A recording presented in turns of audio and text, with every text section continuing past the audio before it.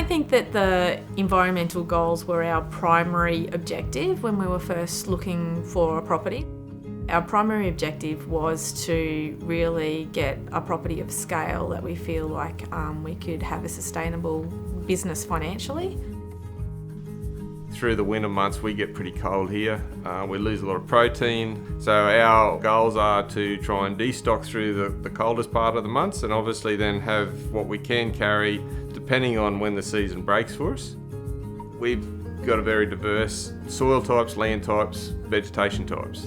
So it's not a simple place of, yep, this is 7,000 acres of this, and you just split it up in a grid formation and just roll through a rotation. It's about getting the fencing where we need it, and then obviously then if you fence that, you need to water it so that we can utilise whatever it is, vegetation, soil or grass, accordingly sort of thing. We would like to move towards a system where the amount of country that's resting at any particular time, we can get as high as possible. And then the cattle move through the landscape and do what they do and give that pressure to the landscape and give that bit of a shock and graze it off. And then they move on so that landscape can recover and go back to growing that grass.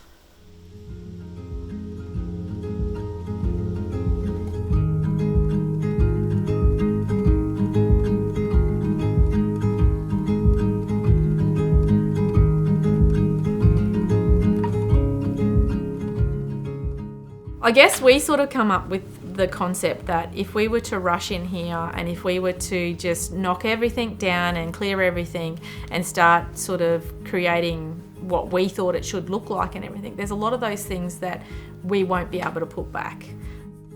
I think we've always had a belief that diversity in the system would build resilience. There's always shocks to a natural system, so frost or floods or drought or anything like that. So a system that has more diversity in it, different types of ecosystems or different land types, different soil types, and that we sort of felt like we'll always bounce back from some of those shocks, or some of those areas won't be affected by those shocks as other areas.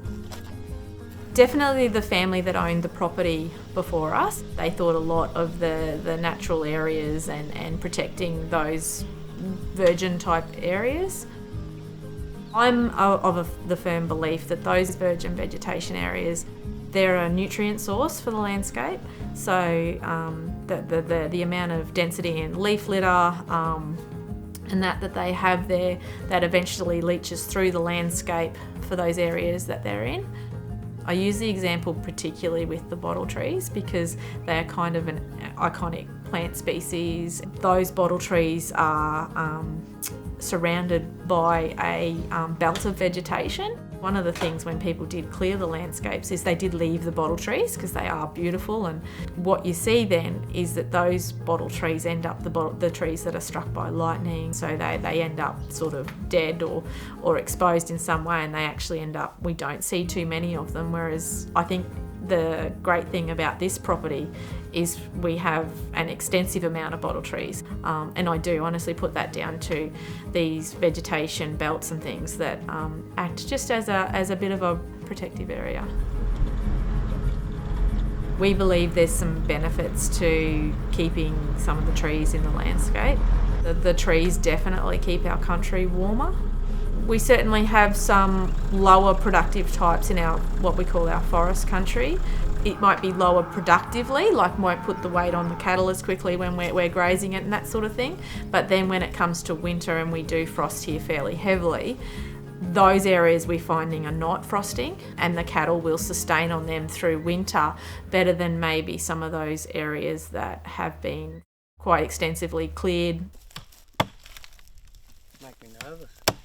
If you'd asked me this 10, 15 years ago, I probably would have said, oh, no, we'll knock it all down. But that is not how I feel now. At the moment, we're just taking a thin layer through and just seeing how that looks. I'd rather them be conservative than go the other way. It's just getting that balance, getting the balance of the timber, the regrowth, the grass, and then the protein levels and the production that we get off that grass too. It's just getting that balance right. place that we used to live at. It was fairly cleared, the entire property. You wouldn't see a huge number of birds at all, whereas we definitely have seen so much more mammals, birds, insects activity over at this property. We know we have to get that financial sustainability, but we know part of that joy of living at a place like this or a property like this is about that nature and how beautiful and how diverse it is. I'm sure the people, so back in my parents' age, when they were pulling the virgin brigalow scrub, would have thought, oh, we're doing the right thing here, we're getting this big bang for buck. We've had to learn that. So we're still learning. Every day is a learning curve. Yeah, it's just learning, and that we are trying to do the right thing. Like most of us are trying to do the right thing. When it comes down to it, we've got to make $1 off this place to be able to function, to be able to do what we're doing, and to be able to live here. So if we don't look after that, it won't look after us. We have actually taken the development of this property since we've purchased it at a real snail's pace. I'm actually really glad that we've sort of taken it slowly and we haven't gone straight in there and made huge changes, because it's sort of at a point where a lot of the properties in this area were 40 years ago, and we get to sit back and go, well, we've got an opportunity here. We can go and do it the same way that everyone else did it over the last 40 years, or we can try and look at it a little bit differently. But we know too, like everyone who's gone before us, like we're going to make some mistakes, and we just hope that they're not really major ones that means we can't reverse it, or it's not going to take 100 years or 200 years to reverse it to get back to what it was. So I guess it's just really appreciating and valuing. Potentially there's some significant values here that maybe we're just not far enough down the road yet to know or see.